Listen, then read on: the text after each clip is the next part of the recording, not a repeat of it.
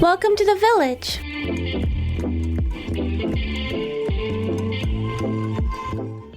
So today my guest co-host is Hiroko. Hi. Hi. Thanks for being here. Thank you for having me. Oh, sure. She's a mother of a 3-year-old. Yes. And she's originally from, China and Japan. So Oh, yeah. you grew up in Japan. Yes, my family and I moved to Japan when I was 10. So technically, I grew up in Japan because I don't remember my life in China as much as I remember in Japan. So I think I have more Japanese quality than Chinese quality. Okay. And that makes sense. Just like lots of kids who moved to the United States from other countries when they were childhood age. Yeah. Like I moved here when I was about 3, but I'm basically more American, I guess you could say. Well, today we're going to talk about a lot of issues with culture and raising children and taking culture into consideration. So one thing I noticed, like when I round in the newborn nursery, is when babies are born, they all cry the same way. They all want the same things. Yeah. And as parents and caregivers, the one thing everybody can agree on in all cultures, all societies, from probably the beginning of time, is that they want to take care of their children and have the best for their children. But the issue we face now is people get closer, they take their cultures with them. But as they take their cultures with them and they're interacting with different cultures, the way to raise your child and do what's best for them isn't always agreed upon. Culture is not just a particular region or country or religion. It can be all those things, but it also is just a mindset or a way of thinking. So even people in one country, generationally, there can be different mindsets and different cultures. And in medicine, we are starting to incorporate more in pre-medical education, medical education, in how to be culturally sensitive and learn about cultural sensitivity and how that can sometimes contrast with, or it brings new ideas to medical providers when, for me in pediatrics, parents bring in their different cultural thoughts and that can sometimes clash or bring a new perspective to what we're advising people. You know, that just gets me thinking when somebody like you, for example, coming in, you had your child here. Yeah. And she's now 3, but you've been here for how long? Almost 5 years. And by here, I mean New York. Oh, yeah. So, coming to New York, before you had your child, you got married and then you came to New York. Yes, my husband and I moved here in 2016, and then I got pregnant in 2017, and then she was born 2018 January. So I was here for about 2 years before she was born. So before she was born, you had a culture shock of coming here because your husband, so Keith, was born and raised here in New York. He's white, Caucasian, whatever the proper term is nowadays. Yeah. But you met him in Japan. Yes, I did. So did that make things a little bit easier that he was with you in Japan, but then coming here, it was kind of back to what he was used to, but nothing like what you were used to at all? Oh, yeah, I think it was easier because he lived in Japan for 9 years and I lived in Japan for 12 years. So we both share the same. I'm from China and he's from upstate New York, but we also spent a lot of years in Japan. So I think we both share the same culture in us. Not all of it, but some of it.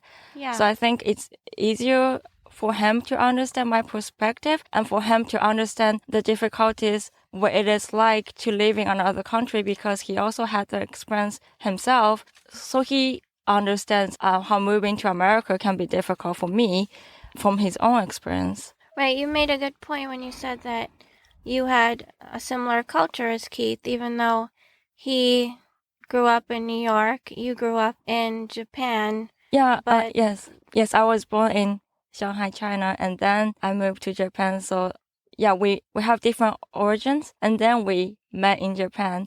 And so I you think had that in common. Yes.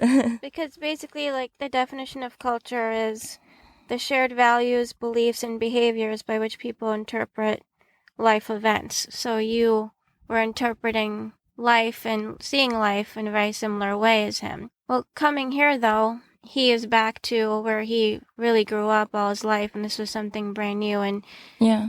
New York and the United States, it's a tough place. There's it's the Western world, I guess you could say, to the max.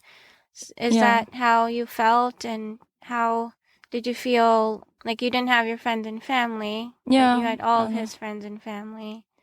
I guess when I moved here, the first year was tough. I felt isolated, which surprised me because before we moved here, I visited here twice and we stayed about a month each time, and I didn't feel that way. So I thought, and I didn't feel like, oh, I miss my family, I miss my sister. So I thought I should be fine. Even after I moved to New York, I should be fine because I didn't feel lonely or anything when I was visiting there. I feel like I belonged here. And then after I moved here, I realized I did feel a sense of isolation. And the difference between when I was visiting is I knew it was limited. I knew it was only a month. Right, it was a trip. Yes, I know like holiday after a month I will get to see my family. So Yeah.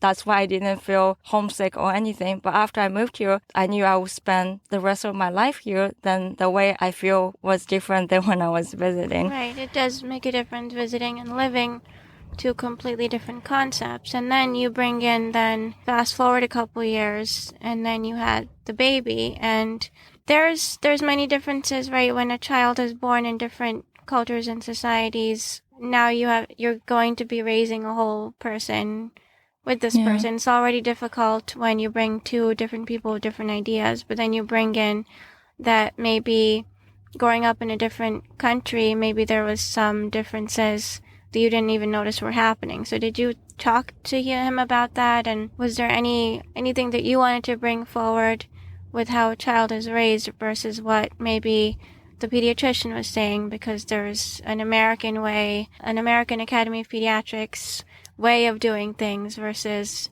how things are done back home versus what your spouse is doing. So is there some differences or challenges that way? Yes, I think when I got pregnant, I was really scared. As every first-time mom, I thought I was scared because I was in a foreign land. I thought I was scared because I didn't have my family here. He made sure that he won't let me feel that way.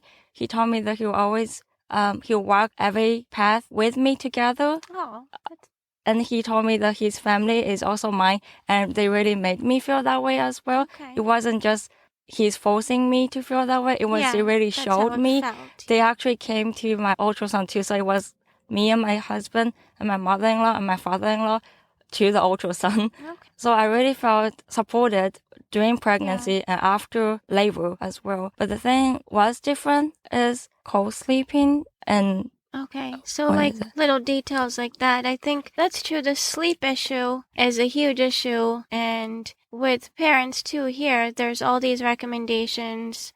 Not all parents follow them for one reason or the other. There's so many reasons why, because parents have different working shifts, or parents have different ideas, or parents have different tolerance for certain things, or they feel comfortable with different things. And you bring up a good point with the co-sleeping. So what was your experience with the co-sleeping? And what would you define co-sleeping? The baby sleeping in the room or in the bed?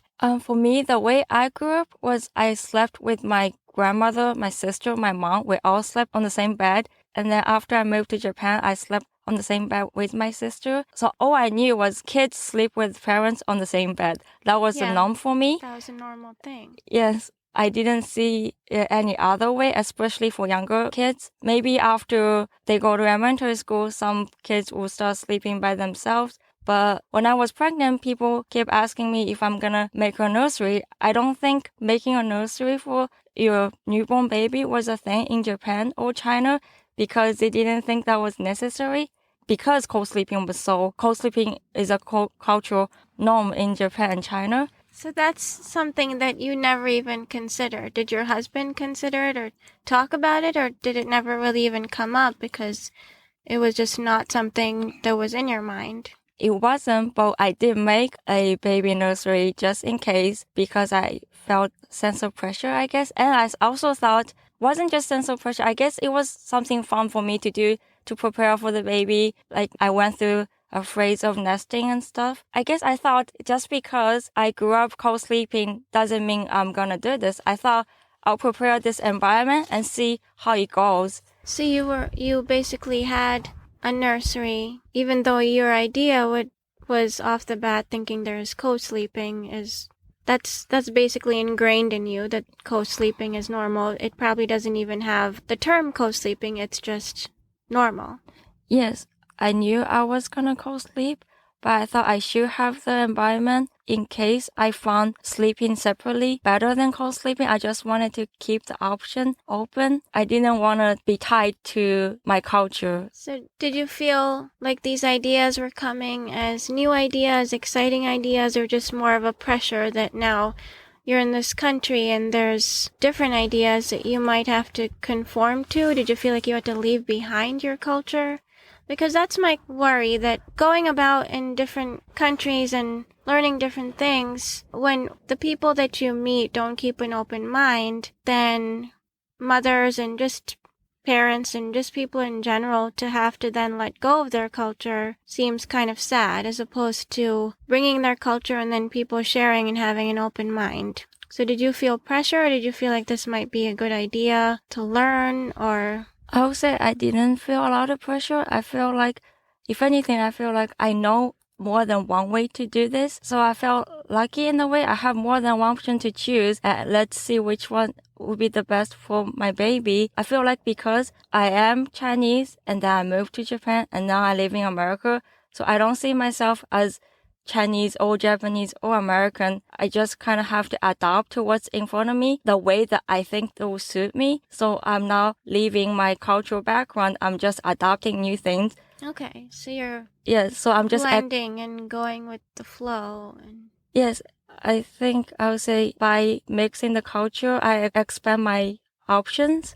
Yeah, so like expanding your horizons and maturing and growing. Yes. Have you found, because there's so much effort put forth to educate medical providers, such as myself, on this cultural sensitivity, and it's in all aspects of medicine. So sleep is a huge, huge thing. When to start solids and what solids to start, and feeding children and what to feed them. Even such things as natural remedies or what people use when their children are sick, and even just how to treat a mother, what the mother's role is, or what grandparents' roles are, or psychology, mental health. Everything is looked at very differently in different cultures. Another aspect, too, is very sick children and how to deal with, like, chronically ill or even the dying child. The whole way of looking at children is very different based on people's beliefs, whether it's their personality or, like I said before, generations, or the country or religion they grow up in. So now you're here, you have a baby, you have a medical provider. Tell me then, in your search for a provider, did that influence you at all? How did you feel now? Are you going to come in and just be kind of told what to do, or was it scary for you now getting your child medical help? Is there a set pediatric doctor or provider in Japan?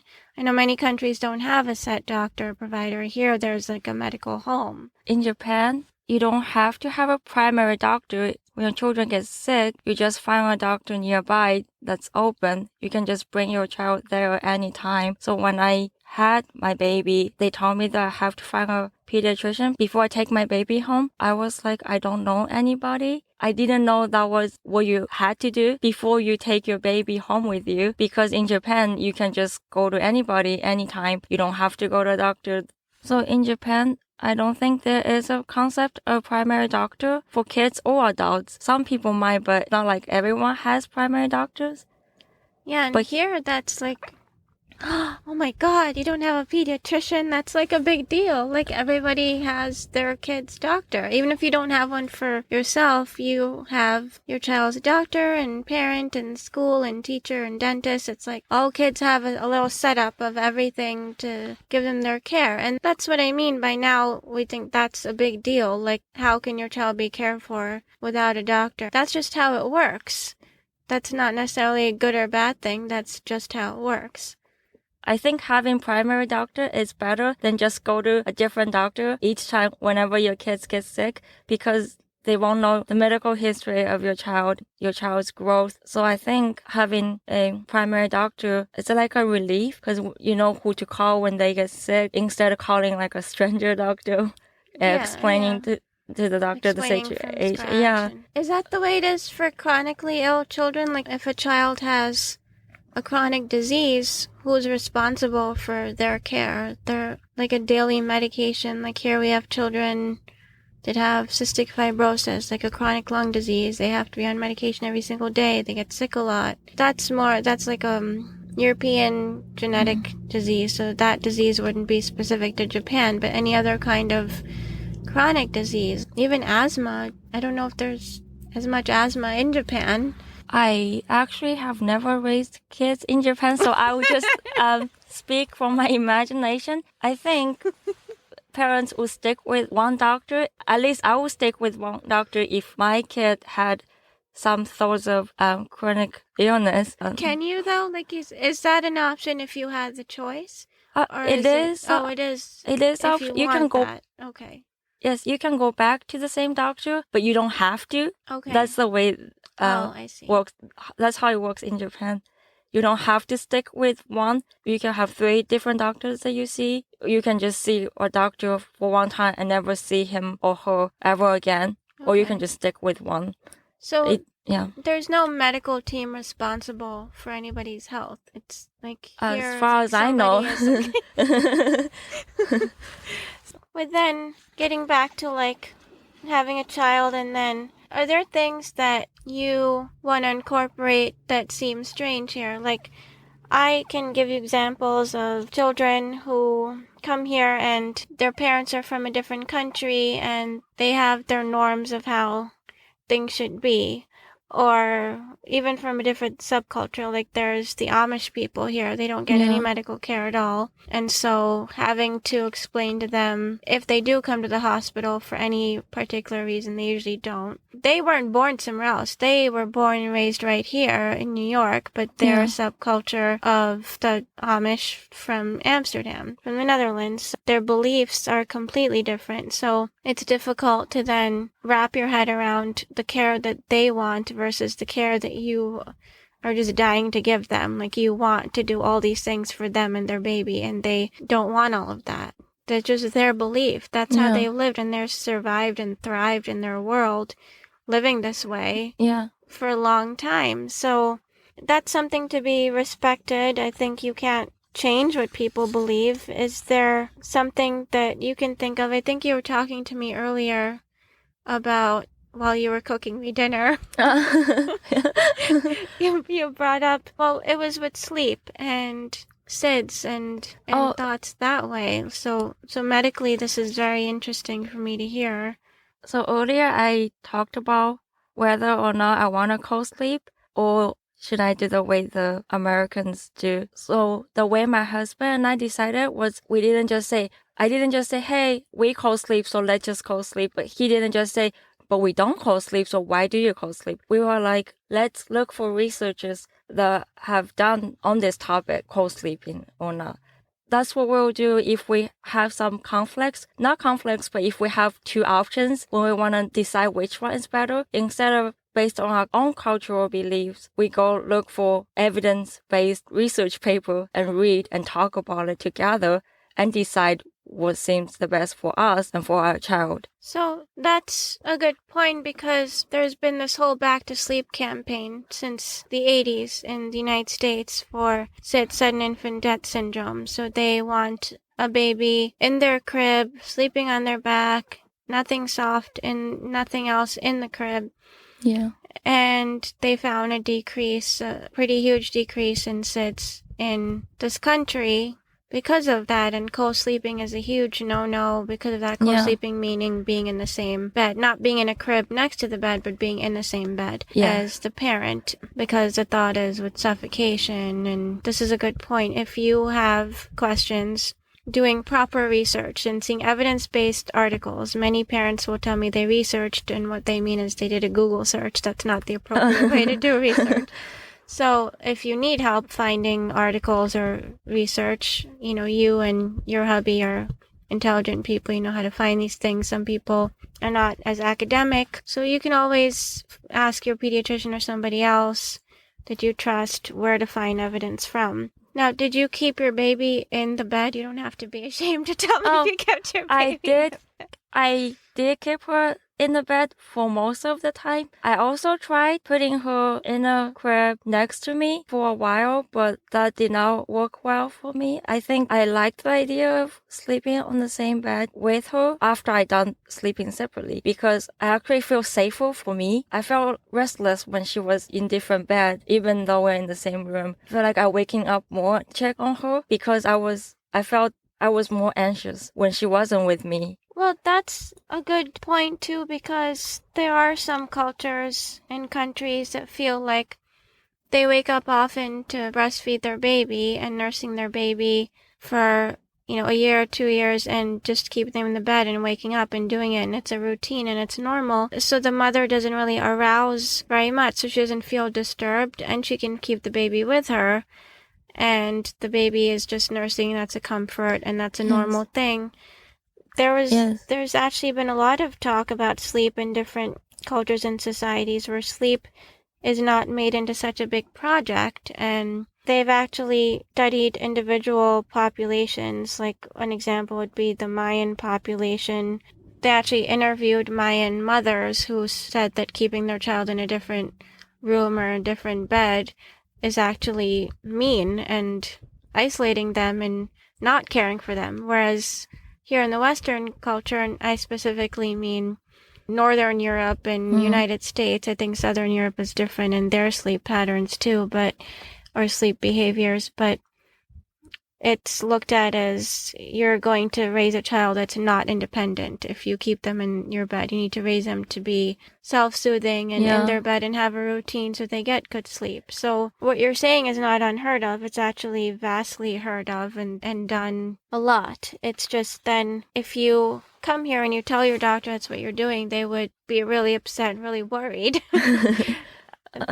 Because that's just how the medicine works in this society. So when my doctor told me that I had to keep the baby separately from me, I didn't feel disagreed either because I knew that's how it has been done here. So I just thought we have different culture. I don't think the way I do it is better or the way she tells me is better. I just thought she's telling me what she's supposed to tell me. So I didn't feel like, no, I disagree with you or anything. I just feel like that's what she's supposed to tell me. And I have to be responsible for my choice if I'm not going to do what she's telling me because she is a medical professional and I'm a new mom. So you were keeping an open mind. Yes. And you feel like the provider, could you tell them your reasonings for why you'd want to co-sleep or even for anything raising your child? It's important for the provider to keep an open mind too, right? So the parent can, but everybody really should.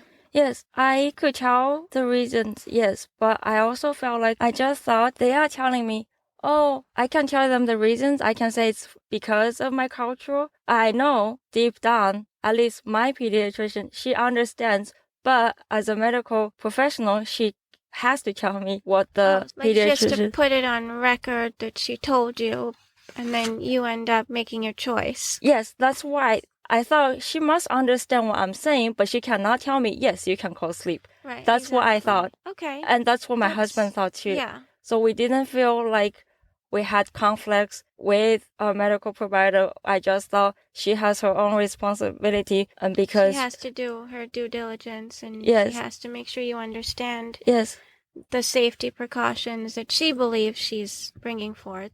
I feel like deep down she understands, oh, this is your culture, but technically I cannot tell you, go for co-sleep. That's what I thought. Now, the other big thing is feeding babies and how to introduce things. I found, because even though I did grow up here, I obviously don't know what happened with me personally, but seeing other people back home in India or just Indian people here or anyone from the subcontinent, seeing the way they feed their children and then I think especially grandmothers or older people, not only in my family or in Indian families, but even in families where grandmothers are involved, they just start feeding babies like rice and chicken. And I heard of a grandmother who actually worked with me as a nurse, but she is a pediatric nurse, but at 3 months of age, she gave her grandchild ravioli.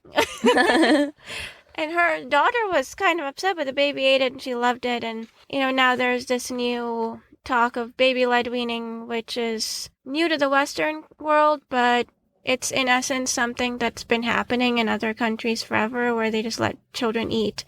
And aside from the Western world, there doesn't seem to be as many food allergies or picky eating. In general, there's always your picky eaters in every group of people. There's always issues, but for the most part, and the majority, and the trend is what we're saying. Now, how did that come about? So now you're raising your baby, you've dealt with the sleep issue. Now what about the feeding issue? And you have a mother-in-law here. And how did she help you? Did she insist on helping you? Did you want her help? And how did it incorporate into food? Eating. For eating, I believe my pediatrician completely. Okay. Oh, so okay. if I have doubts, I'll ask my pediatrician. And my mother-in-law was really supportive, so she won't give anything without asking me or my husband. Yeah. But I do understand grandparents wanting their grandchild to try new things because my mother-in-law, she likes giving my daughter ice cream. Sometimes I feel that might be a little bit too much. But my daughter loves it, and my mother-in-law's happy because my daughter seems so happy. I feel like grandparents do that because they want to see the reaction of their grandchildren. I think they're doing it not because they're trying to be mean, maybe because watching their grandchildren eat brings them joy. I feel like that's, at least with my mother-in-law, that's how she feels. Yes, that's true, and that's probably true of grandparents across the board.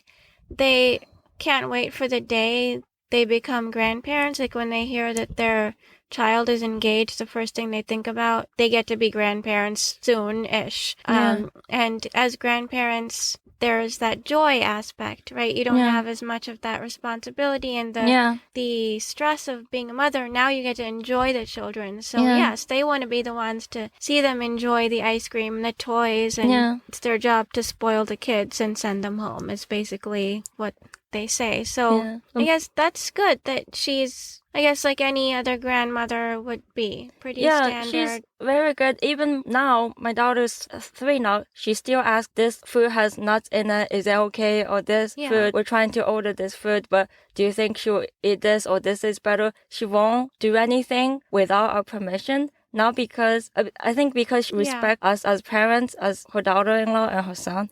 So she's respecting your individuality as parents and your relationship as a couple with a child. Yes. And she lets you have your control, which you need to do this. And as part of that is also the fact that your hubby probably has some set understanding. This is how he was raised too. This is independence that he was allowed to have. So I guess the issue happens more, and it's not something with your family, but we've all seen, those controlling grandparents. And there's some, like in the Indian culture too, even here, there's grandparents that live with the couple.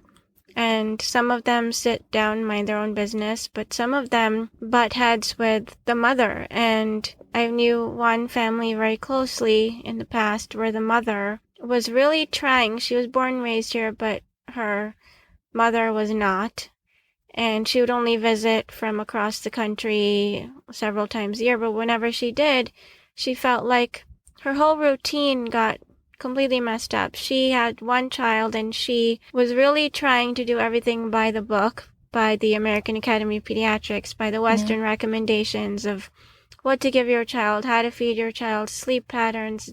Because she said, when I don't, my life gets hard. And she had to go to work the next day, and she worked a full-time job. Her husband worked a full-time job, and she needed that child to be on a routine for her sleep and her food and everything to be as it should. And when she would visit her mother several times, she said, well, she wanted to take a little bit of a break, but her mother would completely ruin the whole pattern, feeding her whatever, keeping her up, because the mother's ideas were from subcontinent ideas, feed children whatever.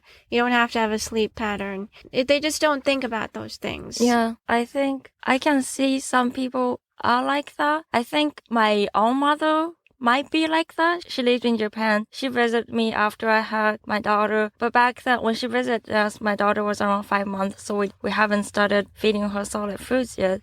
But she was telling me, maybe you should do this, maybe you should do that, more than my mother-in-law. I think because I'm her daughter, so she feels like she can tell me because we're closer in a way, because she's my mom, so she feels like and she can tell me what to do with the baby. Maybe in her mind, she's just helping me as a mom. But I think my mother-in-law, I think she respects me more because she knows I'm from a different culture. My husband was in the culture, so she respects that as well. Whereas my mom, I think she has limited perspective compared to us in a way. She just was in her own bubble, Yes. maybe. So did you, thinking back now, because you have a good relationship with your in-laws, Yes. is there something that you did or that your hubby did that created that boundary? Do you think things would have been different if you had different personality? Well, Yeah. that's a weird question, but Oh, yes. After we moved to America, we actually lived with my in-laws for a half year. So I think during the period, we had the chance to understand each other more. I guess I'm not somebody who just take and not say. When you're living with your in-laws or parents, it can be stressful when you're adult. So if I find some conflicts or something that I think is different from the way I believe, I will always tell them. And we'll talk about it, and sometimes we'll have like a argument, but we'll always work out and we'll try to understand each other. So we did have that period where we did not understand each other as much as we do now. But so you work towards it, and yes, that's really brave. I think that's probably the biggest issue with people cowering down, whether it's to an older generation or a different culture, and thinking that your word shouldn't be heard. Yeah, that's really admirable and I think necessary. Yes, especially with mother-in-laws, father-in-laws, because I knew we have family for the rest of our lives. I wanted to be understood by them, and I want to understand them better because it's not just somebody that I see once a year. It's my family. I think you'll do the same with your own family as well if you have something that you want to share with your family, even if it's difficult or even if it causes argument or conflict. I just thought it's better for the long run. It's better for me and better for my husband and better for my family-in-law.